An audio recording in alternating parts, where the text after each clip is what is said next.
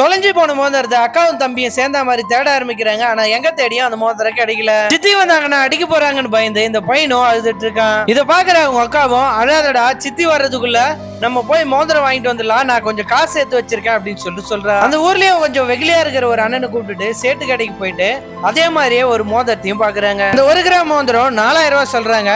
ஆனா இந்த பொண்ணு கிட்ட வெறும் 400 ரூபாய் மட்டும்தான் இருக்கு. மோதிரம் வாங்கல அப்படின்னு சொல்லிட்டு அந்த பையன் அழுதுட்டே வரான். அந்த பொண்ணு, நீ ஒன்னும் அழாதடா, சித்தி வர்றதுக்கு இன்னும் 1 மாசம் ஆகும், அதுக்குள்ள நம்ம எப்படியாச்சு கஷ்டப்பட்டு காசு சேர்த்து அந்த மோதிரத்தை வாங்கிடலாம் அப்படின்னு சொல்றா. அந்த காசு சேர்க்கறதுக்காக இந்த பசங்களும் பூ பறிக்கிறது, மலாட்டை உரிக்கிறது, வெண்டைக்காய் அறுக்கிறது, இந்த மாதிரியான விவசாய வேலைகள் எல்லாத்தையும் பார்த்துட்டு இருக்காங்க. இதுக்கிடையில முயல் பிடிச்சு வித்தா 500 ரூபாய் கிடைக்கும் அப்படின்னு சொல்லிட்டு இவங்களும் அந்த வெகுலியான அண்ணனை வச்சு முயல் பிடிக்க ட்ரை பண்றாங்க.